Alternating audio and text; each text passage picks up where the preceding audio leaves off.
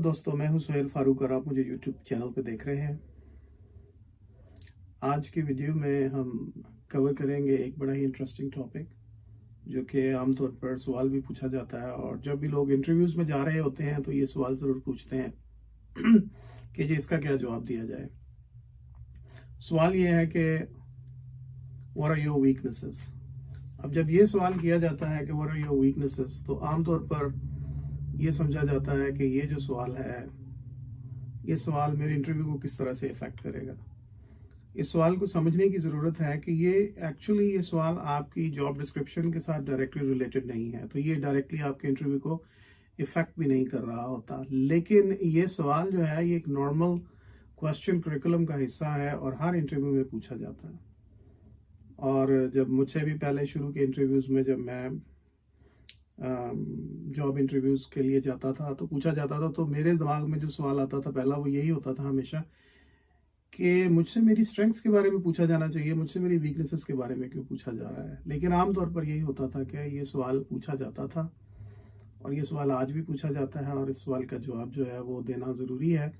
लेकिन इंटरव्यू के लिए जाते हुए आपको हमेशा इस चीज़ का ध्यान रखना चाहिए कि ये सवाल जो पूछा जा रहा है, ये सवाल आपके इंटरव्यू को इतना डायरेक्टली इफेक्ट नहीं करता कि आप इसका जवाब क्या देते हैं। लेकिन ये सवाल जो है, ये इंपॉर्टेंट सवाल है, और इस सवाल से जो इंटरव्यू करने वाला है, जो सामने बैठा हुआ है, वो ये डिटरमिन करने की कोशिश कर रहा होता है कि आप अपने एरिया ऑफ इम्प्रूवमेंट को किस तरह से जो है वो टैकल करते हैं और उन सिचुएशंस में से किस तरह से बाहर आते हैं। आपकी अप्रोच क्या है और आप अपने बारे में कितना अच्छी तरह से जानते हैं। आमतौर पर लोगों को अपनी अच्छाइयां तो सारी नजर आती हैं, लेकिन अपनी बुराइयां नजर नहीं आती। तो आपको अपने एरिया ऑफ इम्प्रूवमेंट्स पे भी आपकी नजर होनी चाहिए, और आपको अपने एरिया ऑफ इम्प्रूवमेंट जो है उनको आप इम्प्रूव किस तरह से कर सकते हैं, या आपने किया है, आप उसके एग्जांपल्स कैसे देते हैं इंटरव्यू में, यही जो है ये की है। तो समझने की यही बात है कि आपको इस सवाल का जवाब जो है बड़ा टैक्टफुली देना चाहिए, और इस तरह से देना चाहिए कि ये आपके जो इंटरव्यू में आपकी जॉब डिस्क्रिप्शन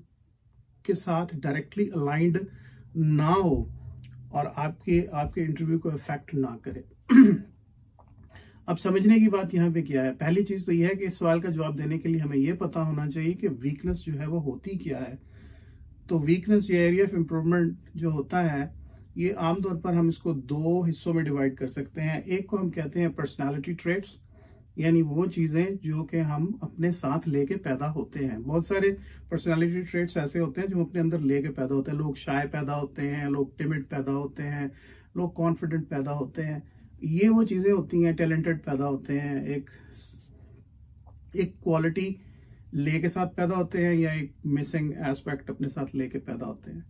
फिर जिस माहौल में वो पलते हैं, बढ़ते हैं, घर का माहौल कैसा है, माँ बाप में लड़ाइयाँ होती थी या उनके बीच में बहुत ज्यादा मोहब्बत थी, इंटरेक्शन था, घर के फाइनेंशियल सिचुएशन क्या थी, आप किस तरह के स्कूल कॉलेज में गए, आपके दोस्त कैसे थे, ये सारी चीजें जो हैं ये आपकी पर्सनालिटी बनाती हैं। और जो पर्सनालिटी ट्रेट होते हैं, ये जो इनके अंदर जो वीकनेसेस होती हैं वो बड़ी मुश्किल से जाती हैं, वो बहुत मुश्किल से जाती हैं। आप कोशिश करते हैं अपने आप को डेवलप करने की ओवर द टाइम, लेकिन देन दे कम बैक। तो अगर आप पर्सनालिटी ट्रेट पे बात करने की कोशिश करते हैं किसी इंटरव्यू में, तो फिर आपको बड़ा स्किलफुल होना चाहिए कम्युनिकेशन एस्पेक्ट्स के ऊपर। आपको पता होना चाहिए कि आप क्या बात कर रहे हैं और आप उसको ओवरकम कैसे करेंगे। दूसरा एरिया जो है वीकनेस का, वो क्या है, वो है स्किल्स का एरिया। और स्किल्स आमतौर पर जो होती हैं वो जॉब रिलेटेड स्किल्स होती हैं, जिनके बारे में इंटरव्यू लेने वाला जो है वो इंटरेस्टेड होता है। अब यहाँ पे ये बात भी इंटरेस्टिंग है और याद रखने की है कि अगर आप अपनी जॉब रिलेटेड स्किल्स के ऊपर अपनी वीकनेस इंटरव्यू लेने वाले को बता देते हैं, तो इसका मतलब ये है कि आप अपने ताबूत में खुद ही कील जो है वो गाड़ रहे हैं। तो तरीकाकार क्या है? तो वीकनेसेस दो तरह की हो गई, एक हो गए आपके पर्सनालिटी ट्रेट्स और दूसरे हो गए आपके स्किल्स। अब इन दोनों में से आपको डिसाइड करना है कि आप किसके ऊपर बात करना चाहते हैं। आप अगर अपने पर्सनालिटी ट्रेट्स पे बात करना चाहते हैं तो ये सेंसिटिव एरिया है, और इसके लिए जो है वो आपको पूरी तरह से तैयार होना चाहिए। और अगर आप स्किल्स पे बात करना चाहते हैं तो फिर भी याद रखें कि आपको ऐसे स्किल्स पे बात करनी चाहिए अपनी प्रीवियस जॉब में, जो कि उस जॉब के लिए जिसके लिए आप इंटरव्यू देने के लिए आए हैं उसको डायरेक्टली इफेक्ट ना कर रही हो। चले हम इसको पहले पर्सनालिटी ट्रेट्स के ऊपर बात करने की कोशिश करते हैं।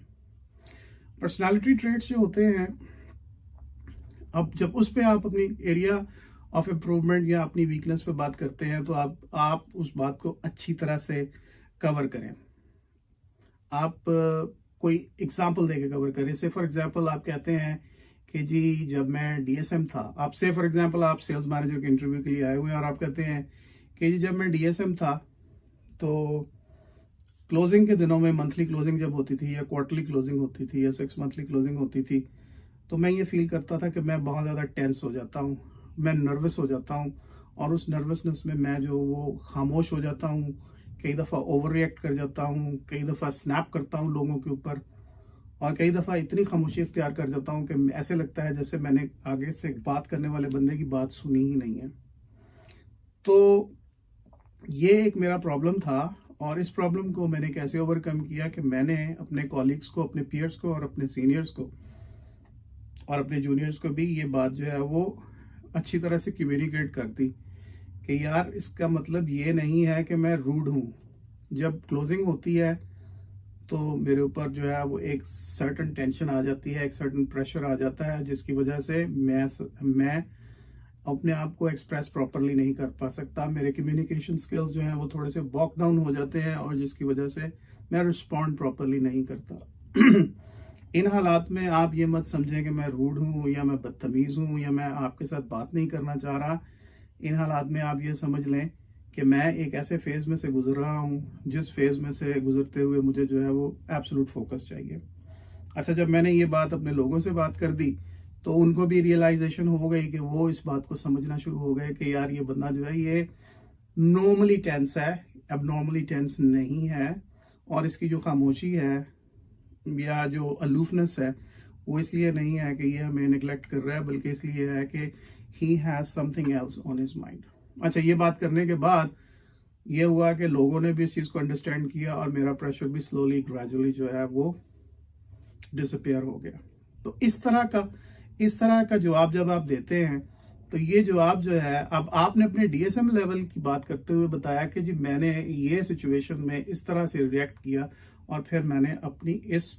ये जो अपनी पर्सनालिटी ट्रेट था नर्वस होने का, इस पर्सनालिटी ट्रेट को मैंने इफेक्टिवली कवर कर लिया। अब आप स्किल्स की तरफ आ जाए तो स्किल्स के क्वेश्चंस को भी आप इसी तरह से इफेक्टिवली हैंडल करें, लेकिन याद रखें कि ये मत बताएं,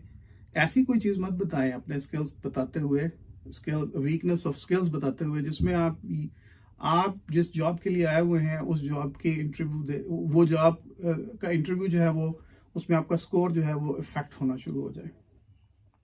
से फॉर एग्जांपल आप ये एग्जांपल दे सकते हैं कि मैं जब अपनी प्रीवियस जॉब में था, आप सेल्स मैनेजर के इंटरव्यू के लिए ही आए हुए हैं, तो मैं सेल्स मैनेजर ही हूँ और पिछली जॉब में जिस कंपनी में मैं काम कर रहा हूँ मुझे ये असाइनमेंट दी गई कि मुझे अपने डीएसएम से एक मार्केट रिसर्च करवानी थी और फिर एक इफेक्टिव मार्केट रिसर्च जो है उसमें कैंडिडेट फीडबैक रिपोर्ट लिखवानी थी। अब ये काम मैंने कभी करवाया नहीं हुआ था और मेरे बॉस ने मुझे कह दिया कि इसके ऊपर वो मुझे प्रॉपर ट्रेनिंग भी नहीं देंगे। तो और इस पे मुझे अपने लोगों को पहले ट्रेन करना था और फिर उनसे मार्केट रिसर्च करवानी थी और फिर रिपोर्ट्स लिखवानी थी। तो उसके लिए फिर सबसे पहले मैंने कुछ बुक्स ली, मैंने उनको पढ़ा, फिर मैंने कुछ यूट्यूब के ऊपर वीडियोस देखी, फिर मैंने कुछ अपने सीनियर बॉसेस थे दूसरी कंपनीज में उनसे कुछ सीखने की कोशिश की और उसके बाद फिर मैंने एक फॉर्मेट डिजाइन किया। वो फॉर्मेट डिजाइन करने के बाद मैंने अब जितनी भी एस्पेक्ट्स थे वो सारे उस फॉर्मेट के अंदर डाले। उसके बाद मैंने ट्रेनिंग स्लाइड्स जो हैं वो डिजाइन की। फिर मैंने अपने बॉस के सामने जाके एक छोटी प्रेजेंटेशन दी 15 मिनट की, रिपोर्ट डिस्कस की, रिपोर्ट लिखी, रिपोर्ट अप्रूव करवाई, एंडोर्स करवाई अपने बॉस से और उसके बाद फिर मैंने वो ट्रेनिंग जो है वो रोल आउट की। और वो रोल आउट ट्रेनिंग करने के बाद मैंने ये देखा कि उसको हमने इफेक्टिवली जो है ना सिर्फ के इम्प्लीमेंट किया बल्कि फीडबैक मैकेनिज्म भी हमने जो क्रिएट किया वो बड़ा इफेक्टिव था। तो इस तरह से मैंने अपना ये स्किल जिसके अंदर के मैं वीक था और जो मैंने कभी पहले नहीं किया था, ट्रेनिंग का स्किल, ये मैंने इम्प्रूव किया और इस पे मैंने लोगों को जो है मैंने इफेक्टिवली ट्रेन किया उनको और एक नया स्किल अपना भी बिल्ड किया और अपनी टीम का भी बिल्ड किया। अब देखें, जब आप सेल्स मैनेजर के इंटरव्यू के लिए जा रहे होते हो तो training, of course people development जो है वो बहुत इंपॉर्टेंट चीज होती है, लेकिन ट्रेनिंग मेजर एस्पेक्ट नहीं होता। आप एज ए ट्रेनर तो इंटरव्यू के लिए नहीं जा रहे। तो अब आपने अपना एरिया ऑफ इंप्रूवमेंट भी बता दिया, अपनी वीकनेस भी बता दी और ये भी बता दिया कि मैंने कैसे इसको टैकल किया और वो प्रॉब्लम आपका है कि जब भी आपको कोई नया स्किल सीखना पड़ेगा तो आप उसमें नर्वस होते हैं, लेकिन ये डायरेक्टली आपकी सेल्स मैनेजमेंट के इंटरव्यू को इफेक्ट नहीं कर रही। तो याद रखें कि जब भी आप इस तरह के क्वेश्चन को हैंडल कर रहे होते हैं जो आपके पर्सनैलिटी ट्रेट से रिलेटेड है या जो आपके स्किल से रिलेटेड है और वो आप अपनी वीकनेस के बारे में बात कर रहे हैं, तो आपको अपनी प्रीवियस जॉब के में जाना है और वहां से कोई पर्सनैलिटी ट्रेट लेना है और वो स्टोरी बतानी है जो कि आपने डेवलप की और उस पर्सनालिटी ट्रेट को आपने टेपर ऑफ करके खत्म किया और आप उसमें से सक्सेसफुली आउट हुए। या फिर आप स्किल्स की तरफ जा रहे हैं तो फिर भी किसी ऐसे स्किल की बात करें जो आपकी करंट जॉब में आपको इफेक्ट नहीं कर रहा, कि यो वीकनेस जो आप साथ लेके भी अगर आ जाते हैं तो आप जिस जॉब के लिए इंटरव्यू दे रहे हैं उस जॉब में वो आपको इफेक्ट नहीं करेगी। तो ये सारी कहानी जो है कि अपनी वीकनेस बताएं, ये यहाँ पे जो है ये खत्म होती है। आप याद रखें कि हमेशा आप इसको इसी तरह से लेके चलें, इस क्वेश्चन को इजीली लें और इस क्वेश्चन को कोशिश करें कि पर्सनालिटी ट्रेट में से कोई भी अपनी इस तरह का पर्सनालिटी ट्रेट ना बताएं जो कि आपको पुल डाउन करे, या स्किल में से कोई ऐसा स्किल मत बताएं जो कि आपको एग्जिस्टिंग जॉब जिसके लिए आप इंटरव्यू देने के लिए आए हैं उसमें से आपको निकाल कर बाहर फेंक दें। आज के लिए इतना ही काफी है, फिर मुलाकात होगी। Thank you and good night.